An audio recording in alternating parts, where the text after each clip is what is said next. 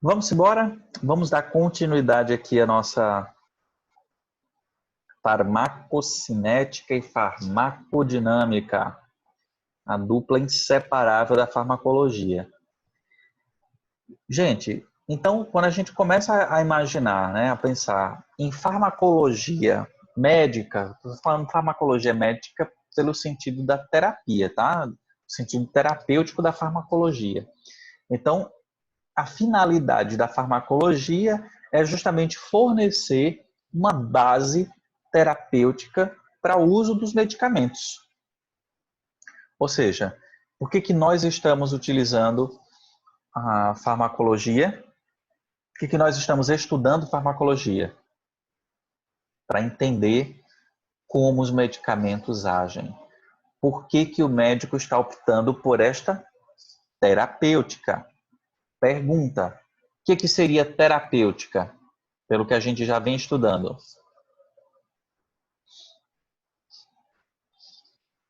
Já vimos o conceito de terapias, né? Então, o que seria a terapêutica do nosso paciente?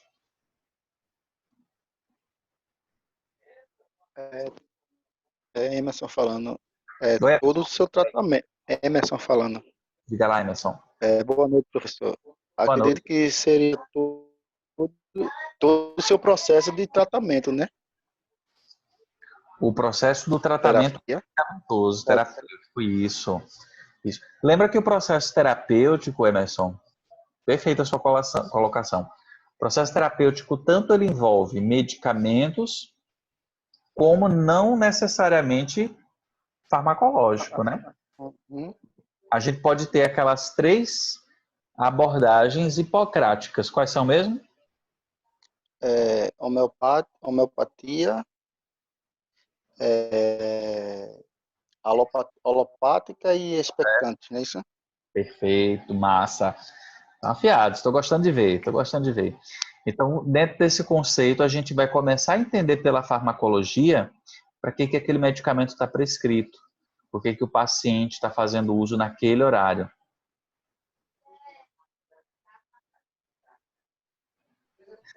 Fabiana tirando onda.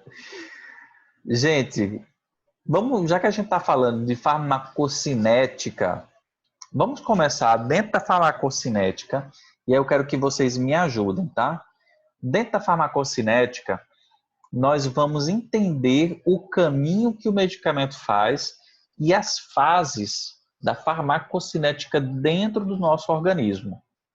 Então, vamos fazer de conta que nós estamos administrando o nosso paciente um comprimido de nimesulida via oral.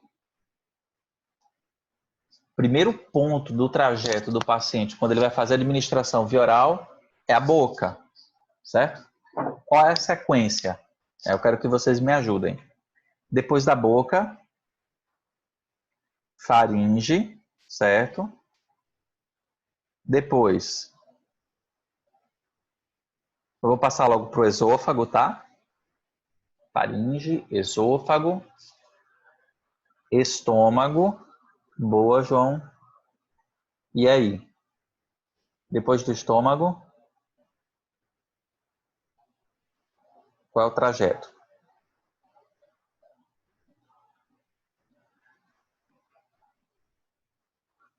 Antes de chegar à corrente sanguínea, Fabi, antes de chegar ao tecido alvo. Beleza, Rafael. Estômago, intestinos. Perfeito. Soprou, né? Intestino. Depois do intestino, aí ele vai ser absorvido. Certo. Qual é o órgão diretamente do intestino? Ele vai inicialmente, na primeira passagem no nosso corpo, é exatamente esse o nomezinho que se dá. Nessa primeira passagem, qual é o órgão que ele encontra? Fígado. Massa. Depois do fígado,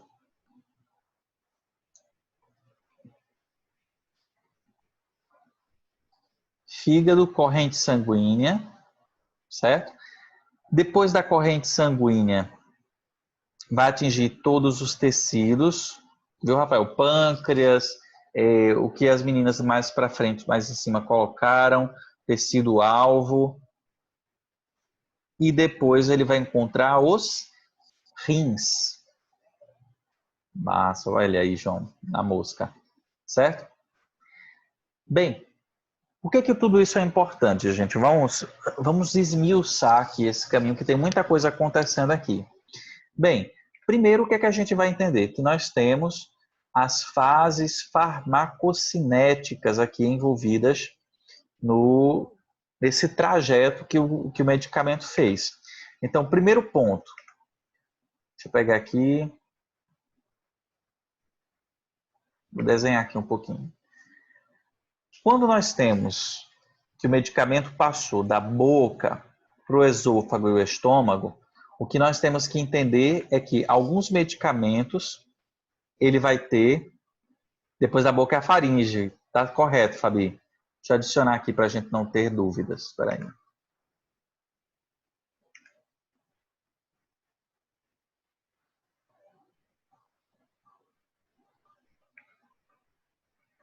Faringe.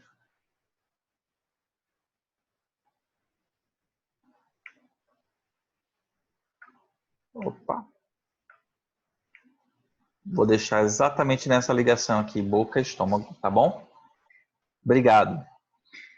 Bem, na absorção, nós temos alguns medicamentos que são absorvidos diretamente na boca, e a gente vai ver bem direitinho aí quando a gente for falar das vias de administração, mas uma administração que a gente tem diretamente na boca é a via. Algum medicamento é absorvido diretamente na boca. Qual é a via que a gente está falando? Via oral. A via oral é uma via que ela vai seguir todo esse trajeto aqui interal. Mas quando a gente utiliza só a boca, aí é o que o Rafael está dizendo. A gente tem a via sublingual. Fica exatamente embaixo da língua.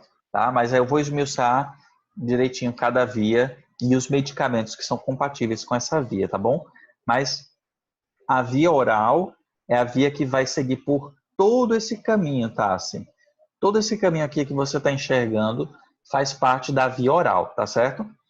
Mas depois que o comprimido de nimesulida, ele passou boca, faringe, esôfago e atingiu o estômago, nesse meio aqui nós temos o processo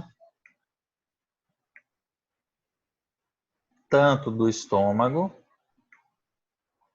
quanto do intestino, nós temos o processo de absorção, certo? A absorção vai acontecer tanto do estômago quanto do intestino. Ou seja, alguns medicamentos são absorvidos diretamente na mucosa ácida. E por que eu estou dizendo isso para vocês? Esse é um dos pontos que os técnicos de enfermagem podem observar no paciente. Perguntinha: qual é o parâmetro que nós poderíamos observar quando nós estivermos analisando o paciente e for aqui colocar a nossa evolução lá no prontuário? Do estômago, tem alguma coisa que o técnico de enfermagem pode parar para pensar e para fazer alguma hipótese, alguma suposição? Será que esse estômago está bem? Tem alguma pergunta que eu possa fazer? Ou análise de alguma forma do prontuário? Como é que a gente analisa o estômago? O paciente teve algum enjoo, alguma acidez, algum queimou. Certo, perfeito. A gente...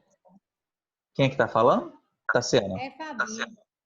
Fabi, Eu falo do só, professor. pode Se ele teve continuar. alguma queimação, se ele teve algum mal-estar, se ele sentiu azia, se teve gases. A gente pergunta a evolução para o paciente, só quem pode dizer que está sentindo é ele, né? Ele que vai Isso, expressar. exatamente. Então, esses sintomas, que é o que o paciente tem de percepção, é o que vocês vão puxar desse paciente na sua evolução. Se tem capacidade de deglutição, perfeito, João. O tipo de sonda que está sendo utilizada, muito bom. Muito bom também, Tassi e Fabi. Por que eu estou falando disso para vocês com relação à acidez? Alguns pacientes, por histórico, ele já tem esse primeiro processo alterado, ou seja, a acidez do estômago inicialmente já não se encontra dentro do que nós esperamos. Por algumas questões. Uma dessas questões é o uso de alguns medicamentos por tempo prolongado.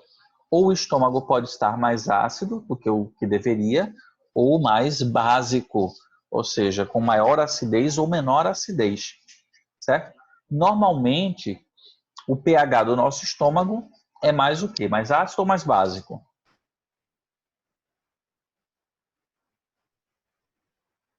Mais ácido, certo. Quais são os medicamentos de uso histórico do paciente que poderiam alterar essa acidez? Que é o primeiro ponto do que a gente está observando, se está ok ou se não está ok, né? Quais seriam os medicamentos que poderiam alterar a acidez desse meu paciente?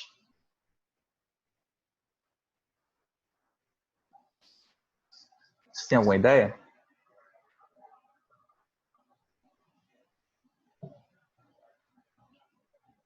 É uma perguntinha bem interessante de se fazer ao paciente na anamnese, né? Na evolução. Quem arrisca?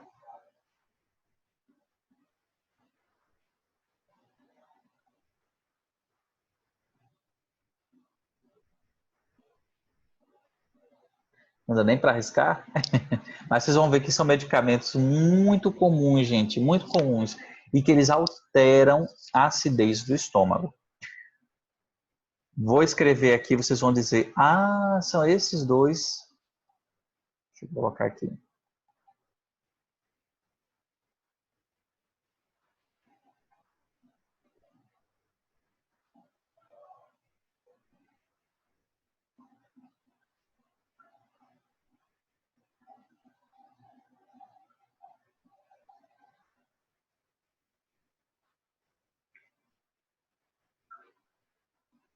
Vou Ô, deixar esses professor, dois aqui como exemplos, tá? professor, Oi, professor, tu tá me ouvindo? tô ouvindo.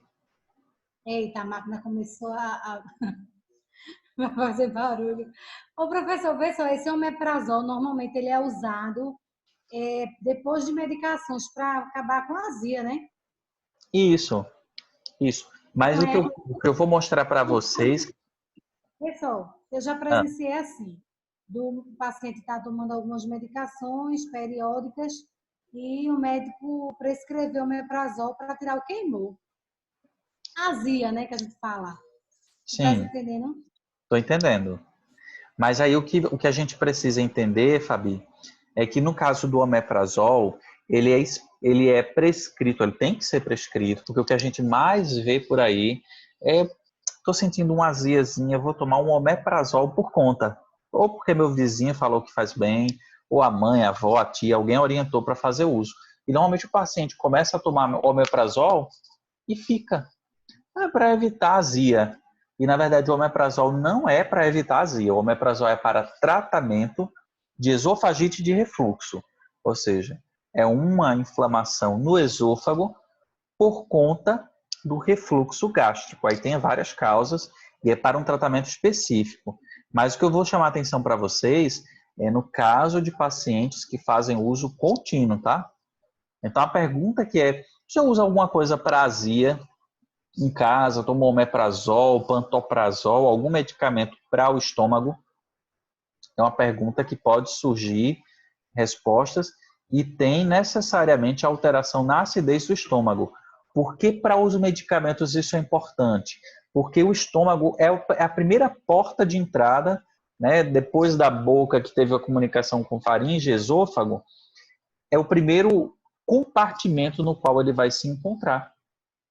Então, se a acidez está alterado, pode ser que o medicamento seja mais absorvido ou menos absorvido. Entenderam?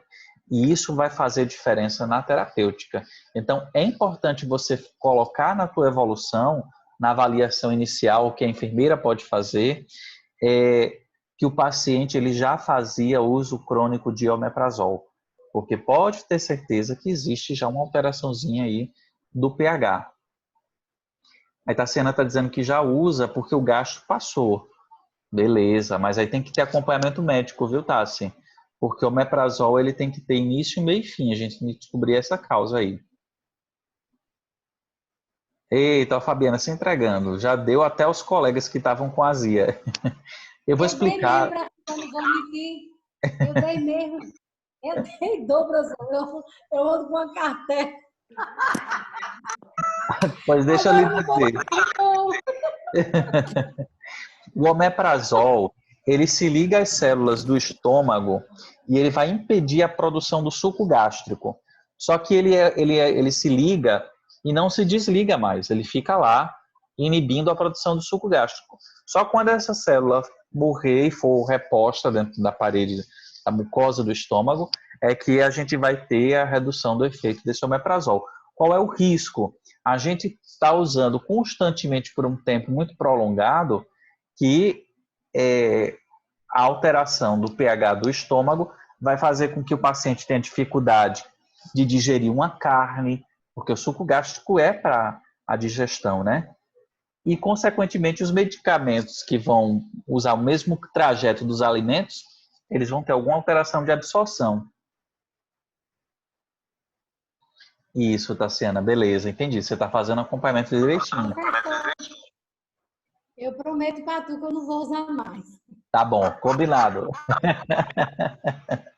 Mas é para isso que serve o estudo, né? Para a gente entender o porquê das coisas. Professor, Oi, Emerson falando. oi, Emerson. Com base nesse caminho que a Tá, medicação faz, certo. é possível, por exemplo, tomar um medicamento para tal situação. Tem situações que o medicamento, tipo, ele atinge determinado tecido no qual ele foi preparado, não foi isso que o senhor falou?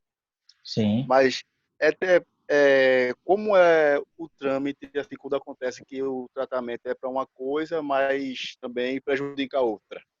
Ah, perfeito. Eu vou chegar no próximo slide, se eu não me engano, daqui a 2 slides, mas hoje ainda eu te tiro essa dúvida, tá bom, Emerson? Tá ok, tá Porque essa certo. dúvida ela tá mais para frente, senão pode ser que eu diga alguma coisa que confunda. Mas, na verdade, o medicamento, ele, quanto mais específico o medicamento, mais caro, certo? Quanto mais específico, mais caro. Mas a gente vai ver que tem os efeitos adversos, que é justamente isso aí que você está dizendo. Ele era para atuar no tecido de tal parte do corpo, e na verdade eu tive um outro efeito em outra parte do corpo que não tinha nada a ver, e foi por conta do medicamento, porque ele não foi tão específico. Acontece, acontece. Eu vou te dar logo um exemplo que tem a ver com esse slide aqui que a gente está estudando. Todo mundo aqui conhece Aines? Já ouviu falar, Emerson, de Aines? Nunca ouvi não. Já Conheço ouviu um não. medicamento com esse nome? Não, Não, né? particularmente não. Não. Aines tá necessariamente é uma abreviação, tá? Aines é para os íntimos, mas são os anti, opa, anti-inflamatórios não esteroidais. Esteroidais. As iniciais formam os AINES, anti-inflamatórios não esteroidais. Esses AINES, eu acho que todo mundo já deve ter ouvido falar em algum momento da vida, mas todos eles são da mesma família química, tá certo? Você deve ver que os medicamentos eles podem ser organizados por famílias. E dentro desses anti-inflamatórios não esteroidais, a gente tem o AAS, o paracetamol, a dipirona, que mais? Ibuprofeno, cetoprofeno,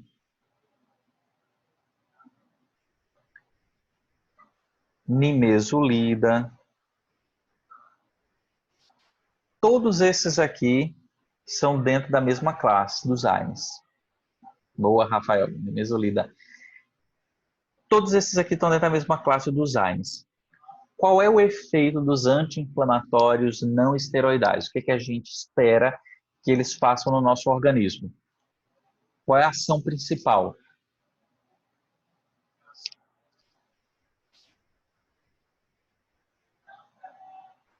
A resposta está no nome, tá? Desinflamar, não é? Exato. Perfeito, Fabiana. Desinflamar. Natália, desculpa, Nath. A gente quer reduzir o processo inflamatório, tá? Então, quando a gente está tomando um anti-inflamatório, eu quero reduzir a inflamação. Só que tem um efeito não esperado. A inflamação acontece, obviamente, no corpo inteiro, certo? Ou qualquer célula do nosso corpo, ela pode estar inflamada. Mas, por alguma bronca, sabe lá a vida, por que o medicamento ele promoveu um efeito adverso, uma reação adversa. Ele provocou o aumento da produção do suco gástrico do estômago. Ou seja, ele está mais ácido. Se ele está mais ácido, o que vai acontecer? Vai aumentar a acidez, consequentemente vai reduzir o pH, certo? Então, o risco de pacientes que fazem uso desses medicamentos aqui embaixo, vou botar eles aqui no cantinho. O risco dos pacientes que fazem uso desses medicamentos de desenvolverem gastrite, refluxo, exatamente, Rafael, gastrite, refluxo, úlceras estomacais por um uso contínuo, principalmente os nossos velhinhos, né, vô e vó, que passam um bom tempo aí usando esses medicamentos, pode ser que eles desenvolvam aí uma reação adversa, mas por conta desses dois medicamentos. Então, já que a primeira fase de avaliação de vocês, estou falando da avaliação farmacocinética, tá? Já que a primeira fase de avaliação é com relação à acidez do estômago, a gente tem um que vai reduzir a acidez e tem outro que vai aumentar a acidez. Quem dos dois reduzem a acidez? Dos dois medicamentos que eu citei? Omeprazol. Exato. Consequentemente, quem aumenta a acidez? AINES. Eu vou dizer AINES porque vocês vão entender que eles estão, a galera toda reunida dentro do mesmo grupo, tá certo? Deu para entender até aqui?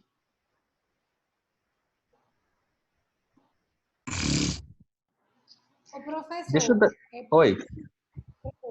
É por isso que quando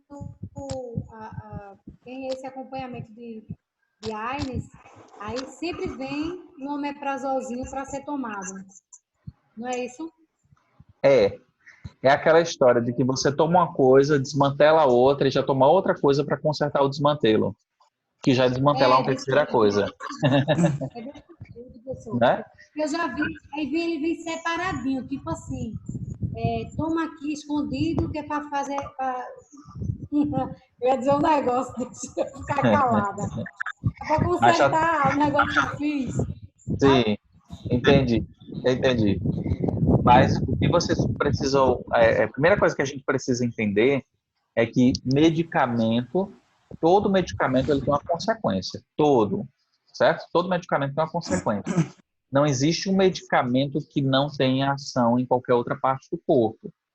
Mas todo tratamento, e a gente já viu nas abordagens terapêuticas, tem início, meio e fim. Então, o que a gente precisa dimensionar é por quanto tempo o tratamento. Então, está perguntando, esses medicamentos podem ser usados para ajustar o pH do estômago para o próximo medicamento ser absorvido corretamente? Sim, perfeito. Não só para o próximo medicamento, mas lembra do conceito que eu já falei, tenho certeza que vocês já devem ter visto isso em anatomia, que é o conceito da homeostase. Lembra? Que é o processo de equilíbrio.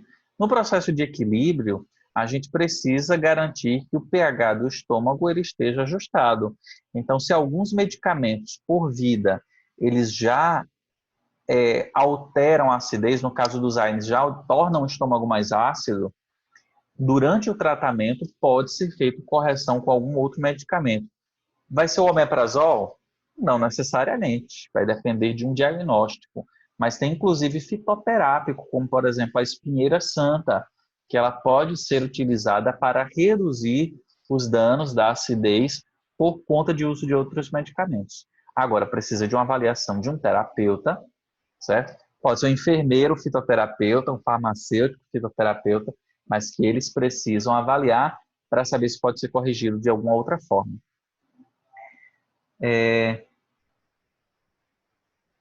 Nome e função, tem nada não, João. Ó, cada um tem uma peculiaridade aqui de conhecimento, né? Por isso que a gente está junto aqui, que é para todo mundo se ajudar. Eu não sei muita coisa, eu tive acesso à informação de algumas coisas antes de vocês, estou compartilhando, mas vocês com certeza têm outras habilidades que eu não tenho, e é por isso que eu gosto que a gente se ajude, certo? Então, não saber é algo fantástico, significa que a gente tem a possibilidade de aprender. Não é não?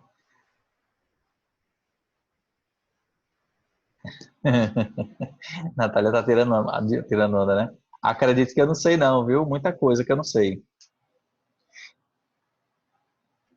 Olha lá. Vou avançar só mais um pouquinho. A gente já está chegando na reta final aqui de deslogar e fazer o intervalozinho do café. Mas antes disso, deixa eu dar só uma dica para vocês. Já que a gente está falando de AINES, e vai ter um capítulo só sobre anti-inflamatórios, mas algo que é interessante. Vocês estão vendo que essa galerinha toda que eu coloquei, todos os anti-inflamatórios dentro do mesmo grupo? AS, paracetamol, dipirona, ibuprofeno, cetoprofeno, nimesulida, toragesic, certo? Vamos supor que o meu paciente, que eu estou cuidando, paciente Alan. Paciente Alan, ele é alérgico a AAS. O que é AAS, meu Deus, que eu dei um branco agora. Me ajudem aí. O que é AAS? Ácido aciolítico, não sei o que, né? É uma coisa assim. Quase, quase. Ácido. Anti não sei o que, senhor. Negócio, sei lá, eu não tenho um nome certo na cabeça, não. Mas eu... Deixa eu colocar aqui, botar a filhinha aqui do lado. Ácido acetil Acetil, é isso mesmo. Salicílico. Boa. Boa, Hortência. Certinho, certo? Aí o paciente tem alergia a ácido acetil salicílico. Pergunto a vocês. Será que esse paciente tem a chance de desenvolver alergia aos outros AINES?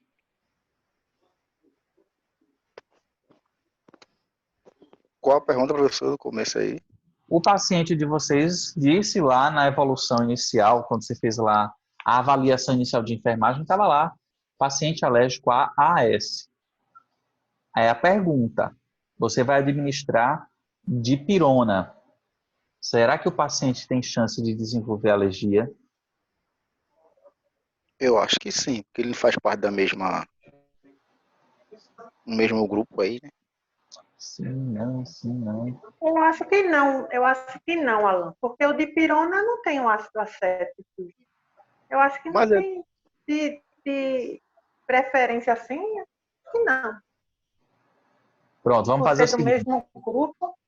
Eu vou deixar vocês pensando, vocês vão tomar o café, como diria a Fabiana, lá na frente da escola. Eu acho que não também. Depende da composição. O João está dizendo aqui porque eles têm em comum o fato de serem não esteroidais. Vamos ver. Vamos ver, vamos ver. Vou deixar o gostinho agora para o intervalo, tá certo? A gente vai tomar um café. Tem alergia, né, Fabi? Eu também, viu? Sou alérgico também. A gente vai tirar essa dúvida hoje, tá certo? Vou deslogar aqui com vocês e a gente volta em seguida. 5 minutinhos, pode ser? 19h52, 19h57, a gente está de volta. Tá bom? Até já.